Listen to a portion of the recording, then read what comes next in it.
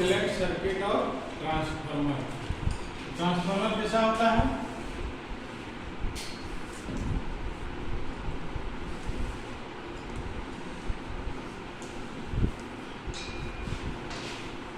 ये क्या है इसका सर्किट सिंबल ट्रांसफार्मर।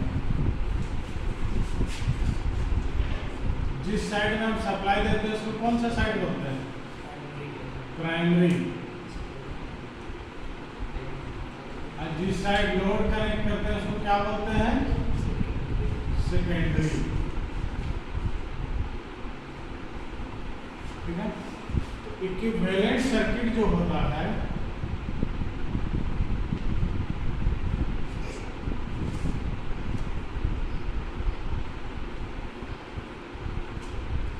इक्विवेलेंट का मतलब बताता है कि इसके बराबर होना चाहिए। ठीक है। तो यहाँ पर क्या दिख रहा है?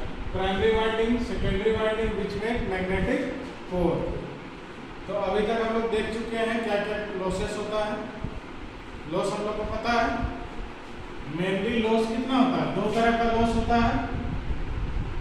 पहला आयरन लॉस, दूसरा कॉपर लॉस। एक तीसरा लॉस भी होता है लीकेज फ्लक्स।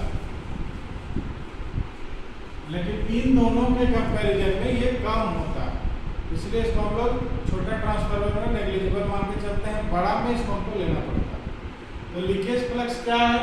प्राइमरी से जो फ्लक्स मेरा निकल रहा है सेकेंडरी में कितना पहुंच रहा है, कितना उसे लिंक कर रहा है, और जो फ्लक्स मेरा सेकेंडरी तक नहीं जा पा रहा है, जो बर्बाद हो रहा है, उसे हम क्या बोलते हैं? Leakage flux. लेकिन मैग्नेटिक लाइन से फोर्स क्या होता है? इस तरह से निकलता है ना। यस। इसमें से कुछ अपना पाथ कंप्लीट कर लिया, लेकिन कुछ क्या है? अधूरा रह जाए। तो ये जो बाहर चला जाता है इसी को बोलते हैं लीकेज फ्लक्स। इसके कारण से भी ट्रांसफार्मर में हीटिंग होता है और ट्रांसफार्मर में हमिंग का साउंड आता है। जैसे देखना बड़ा बड़ा कहीं ट्रांसफार्मर लगा होगा तो किसी किसी ट्रांसफार्मर से बहुत ज़्यादा आवाज़ आए, तो ये सब लॉसेस के कारण आता है। ठीक है। तो दो लॉस था, iron loss, copper loss. Iron loss कहाँ होता है? कोर में होता है। और ये दो तरह का लॉस होता है। एक होता है हिस्टेरेसिस लॉस, दूसरा होता है eddy current loss. Hysteresis loss क्या है? हम लोग बीएच कर्व देखे थे। इसमें क्या था? एच और बी के बीच में लैगिंग एंगल था। एच मेरा बढ़ता है लेकिन बी उस मुकाबले में नहीं बढ़ता। तो ये जो एच को मेहनत करना पड़ता है बी को स्थापित करने में, जिसमें जो लॉस होता है उसी को हम लोग क्या बोलते हैं? Hysteresis loss. इसको कैसे दूर कर सकते हैं? अच्छा मैग्नेटिक मटेरियल यूज करके हम लोग इस लॉस को दूर कर सकते हैं। दूसरा हमारा eddy current loss. Eddy current loss क्या था? ये जो फ्लक्स है अल्टरनेटिंग इन नेचर है। अब ये अल्टरनेटिंग मतलब चेंजिंग। चेंजिंग मतलब क्या? पॉजिटिव टू नेगेटिव हो रहा है। अब ये फ्लक्स, इसी फ्लक्स के कारण सेकेंडरी में मेरा क्या हो रहा है? वोल्टेज इंड्यूस्ड हो रहा है। तो सेकेंडरी भी एक कंडक्टर है, सेकेंडरी वाइंडिंग। उसी तरह हमारे ये कोर है भी क्या है? तो एक प्रकार का कंडक्टर है। तो ये फ्लक्स लिंकेज चेंजेस के कारण कोर में भी हमारा ईएमएफ इंड्यूस हो जाता है। अब कोर जो है हमारा क्लोज्ड पाथ बनाता है इस तरह का, इसलिए इससे होकर के करंट फ्लो करने लगता है। उस करंट के कारण कोर में हीटिंग होता है। उसी करंट को हम लोग बोलते हैं एडी करंट, और इसके कारण जो लॉस होता है उसको बोलते हैं एडी करंट लॉस। दूसरा हमारा कॉपर लॉस। कॉपर लॉस क्या है?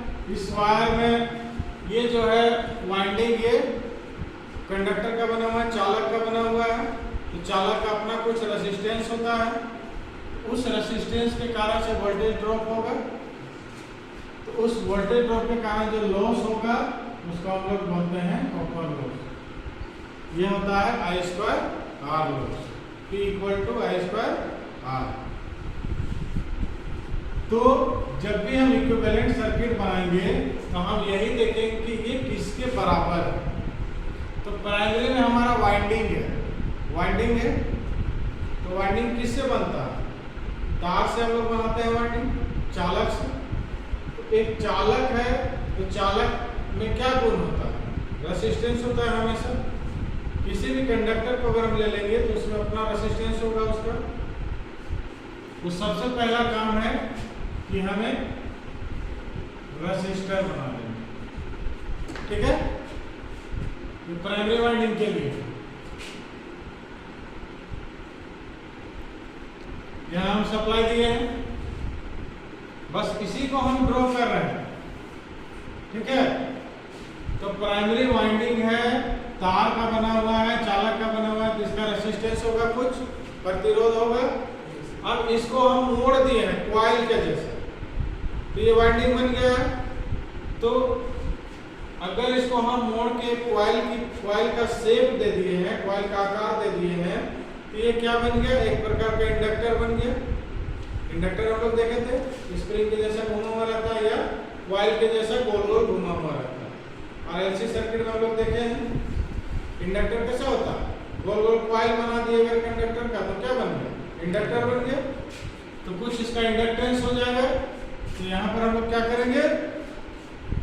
रेसिस्टर के साथ एक इंडक्टर भी बनाएंगे,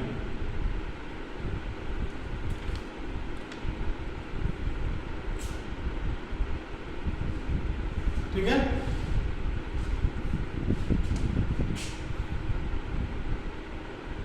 अब इसके बाद क्या होगा? ये मेरा प्राइमरी वाइंडिंग होगी, इसको हम लोग X1 लेते हैं, रिएक्टेंस के फॉर्म में लेते हैं, ठीक है। तो ये मेरा Z1 हो गया और ये कौन सा वाइंडिंग हो गया? प्राइमरी वाइंडिंग, ठीक है। प्राइमरी वाइंडिंग हम यहाँ पर ड्रॉ कर दिए। अब इसके बाद क्या था मेरा? Iron loss. आयरन लॉस कहाँ होता है? कोर में होता है। इस कोर को भी हमको दिखाना पड़ेगा इस इक्विवेलेंट सर्किट में।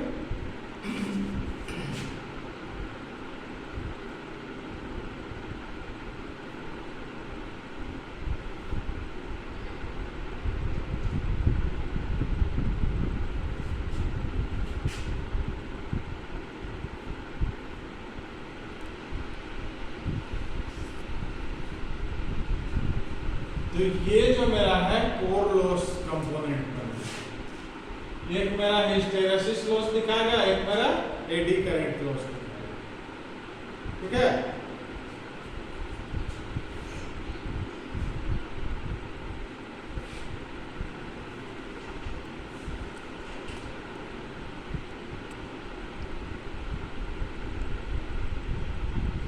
उसके बाद क्या होगा?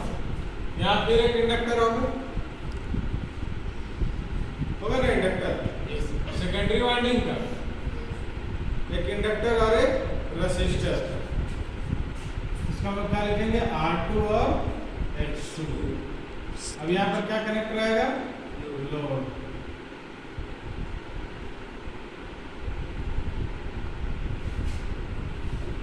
ठीक है। यही है मेरा ट्रांसफार्मर का इक्विवेलेंट सर्किट। Z2 बोलेंगे, ये सेकेंडरी, ठीक है। समझ में आया? बस क्या किए हैं, उसमें जो जो कंपोनेंट है उसी को हम लोग तोड़ के यहाँ पर दिखा दिए। अगर वाइंडिंग है तो तार से बना हुआ वाइंडिंग है, तो तार का रेसिस्टर होगा, रेसिस्टेंस होगा तार में। उसको मोड़ के कॉइल बना दिया है तो इंडक्टेंस हो गया। उसी तरह सेकेंडरी का भी हो गया। ये प्राइमरी वाइंडिंग हो गया, सेकेंडरी वाइंडिंग। बीच में क्या है? कोर। तो यहाँ पर बीच में कोर हो गया, ठीक है। बहुत सिंपल है। अब हम लोग देखते हैं फेजर डायग्राम।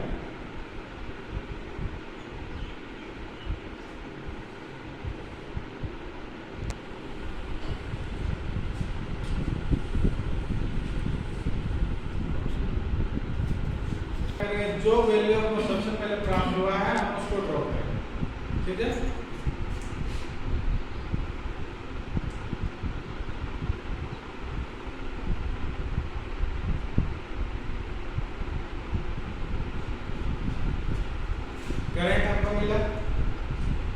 क्या बना, फ्लक्स बना। कौन सा फ्लक्स, मेन फ्लक्स। ठीक है,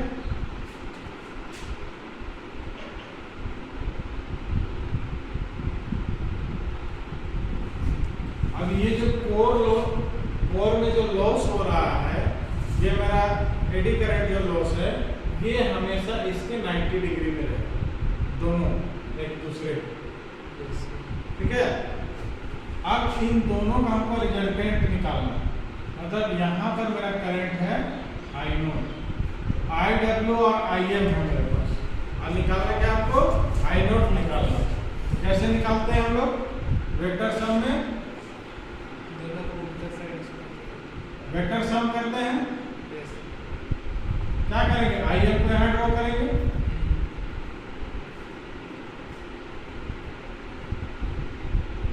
और IW को कहाँ करेंगे, यहाँ पर करेंगे। और यहाँ पर ऐसे मिला देंगे, ये क्या बन गया मेरा I0। ठीक है, उसके बाद नीचे मेरा होगा E1 E2। ये करंट से ये मेरा जो वोल्टेज है प्राइमरी और सेकेंडरी का, ये हमेशा क्या करेगा, पीछे रहेगा। उसके बाद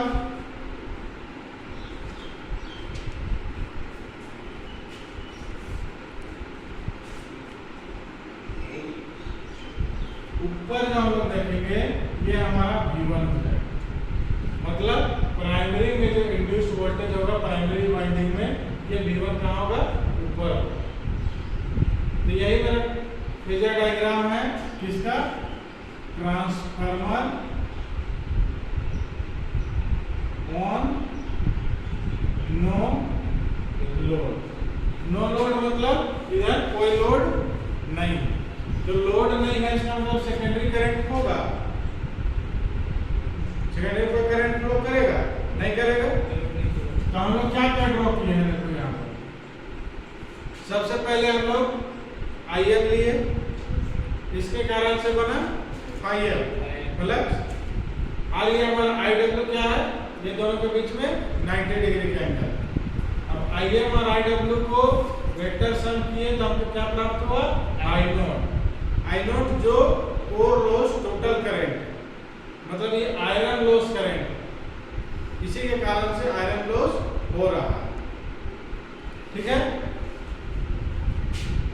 और यहाँ जो एंगल होगा ये हो जाएगा फाइनल। उसके बाद हम लोग E1 और E2 लिए हैं। E1 क्या है, प्राइमरी में इंड्यूस्ड EMF, E2 क्या है, सेकेंडरी में इंड्यूस्ड EMF। और ऊपर मेरा V1 हो जाएगा।